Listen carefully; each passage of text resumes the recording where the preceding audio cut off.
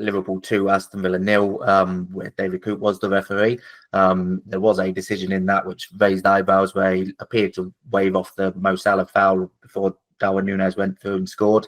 Aston Villa fans will no doubt want me to point out that they didn't get a penalty decision at the other end. So, swings and roundabouts with that one there. But at the end of it all, although the David Coote video has taken maybe a bit of focus away from it, it was a 2-0 win over Aston Villa. Man City lost again. Arsenal dropped more points again. Liverpool now 5 points clear at the top of the table going into the November international break.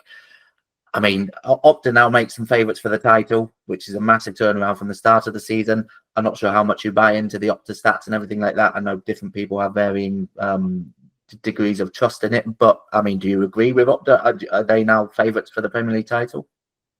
I think you've got to say yes, because I think, not just on the basis of the strength of Liverpool's start and how well they've done, but it's just you're seeing cracks in their opposition, aren't you, that have maybe not been there over the last couple of seasons. I mean, Arsenal, I will say, I think they've been kind of unlucky with a few of those red cards. They have had injuries, not to the degree I think as it's been made out. I don't think it's been quite an injury crisis, but they've not really had to cope with that over the last couple of seasons. And so it's clear that it's hurting them a little bit, and a really sort of tough fixture list as well. But they just seem to be wobbling and really struggling with that. And the one thing I will say is that the sort of maths behind it really is that you could say, okay, well, the fixture list is going to get easier. They're starting to get players back like Martin Odegaard, who's absolutely crucial to the way they play and attack in particular. And they've looked a little bit off it in that sense. But it gets to the point where the gap gets too big. And I think 9 points now, they've got to go at to get 90 points, which, by the way, Arsenal have never done. Didn't do that over the last couple of seasons. And, the lowest it's been to win it has been 89, I think, over the last 3 seasons. So they've got to get around 90 points. And to get that now from here, you've got to go at 2.7 points per game. That is crazy. That's better form than Liverpool have shown. Liverpool are at about 2.55 at the moment. So up to this point. So they've got Arsenal's form now with the next 27 games has got to be better than that to get to 90 points. And so you're at a point where you start to say, well, are they still in it? Is that gap too big? I think Arsenal's hope has got to be that the winning total is a bit lower than 90, and it's unusually low than it has been in recent seasons. So that's the worry for them. And with Manchester City, much more reluctant to maybe write them off in the sense that we've seen them go on so many runs, but there are huge question marks undoubtedly around them at the moment, because we've not seen what a Manchester City's team without Rodri for a full season looks like, and pretty much all their defeats that have happened in the last couple of seasons have been when he's missed a couple of weeks. That's how crucial he is for them. And beyond that, I think it goes a little bit deeper as well with Manchester City, in that when they win as many on the bounce as they have, you start to think, well, maybe the old adages don't count for them, and they can just keep going again, and there's no sort of drop off after those winning consecutive titles. But surely it does start to creep up on you, no matter how good you are.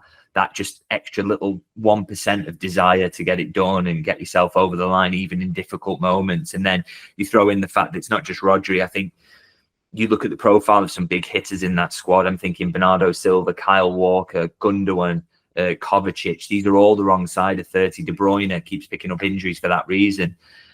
You just wonder whether this is the season too far for them. And a few of those players have just ticked over that mark too much, and the intensity and just doing it over and over is starting to get to them a little bit. And, these early games certainly suggest that that's the case. I mean, I'm sure they will go on a run at some point, but whether that's the kind of 20-game winning run that they likely usually go on and would need, I'm not so sure this time. I think there's big question marks over them for the first time in a long, long time.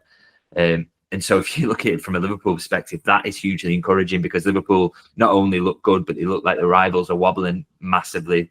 And that for me is what makes them favourites at the moment. But I think there's a lot of twists and turns to come. I think Liverpool have probably got a bad run in them, and that's coming in the post at some point. I'm sure it won't be just smooth sailing between now and the end of the season, but it's about how they respond to that. And I think you've seen already they've got the tools to do that. And if they get a little bit more fortune with injuries than they had certainly last season, you can see them, really, really pushing to the end and hopefully going all the way.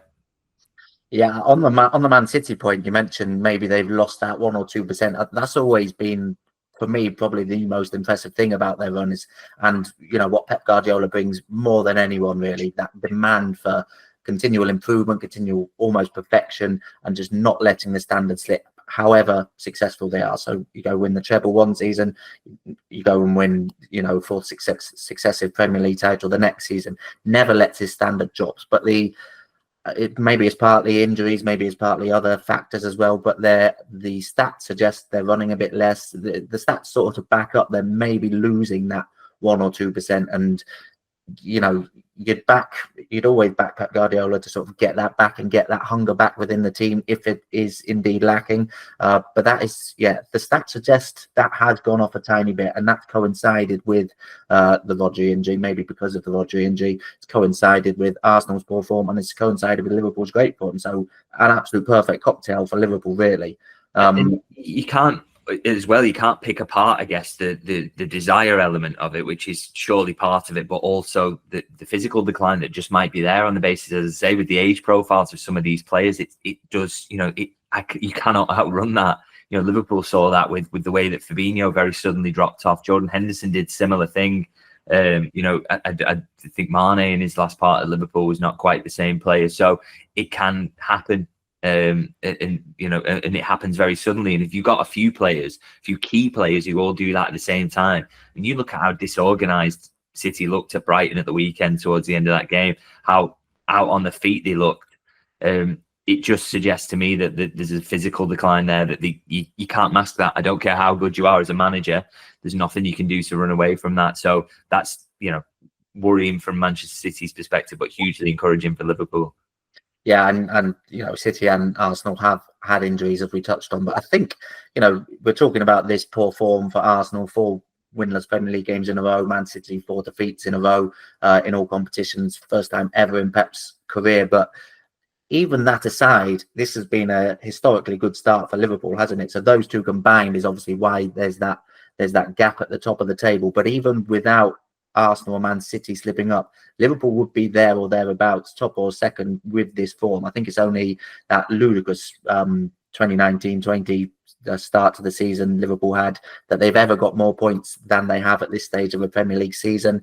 For Arne Slot, it's the best ever start of any Premier League manager in history up to their Premier League career. Gus Hiddink was the only person who's accumulated as many points over their first 11 games. So yeah, there's definitely factors which are accentuating how that gap between Liverpool and how good a start to the season it has been for Liverpool in terms of Man City struggles and Arsenal struggles. But focusing just on Liverpool, this is one of their best ever starts to a season.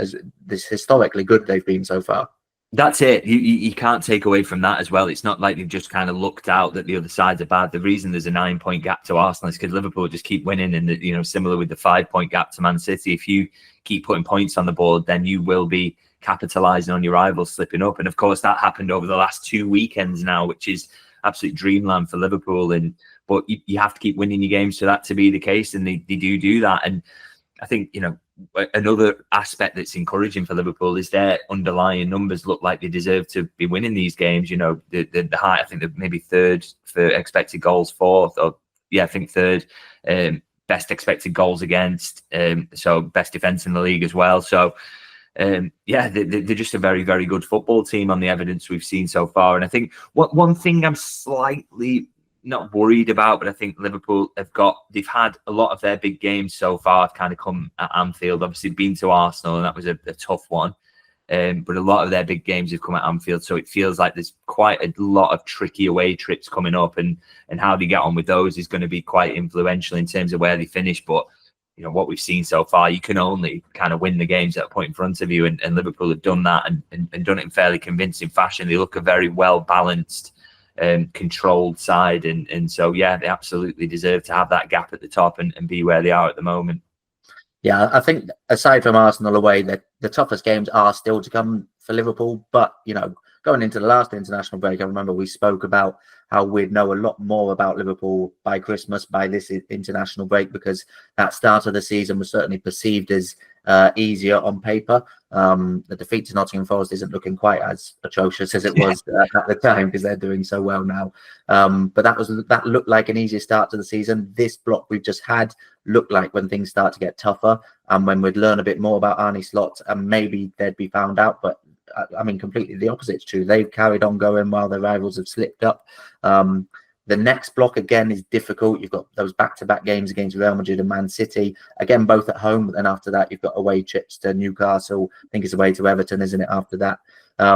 So, yeah, there's some difficult tests to come. But, you know, this last block has been a difficult test. We were talking a few weeks ago, okay, you could drop some points here. This is where they could found out. But they keep answering those questions. And there's got to be something said for sort of riding the crest of a wave and the momentum they've built up over these first few months of the season as well.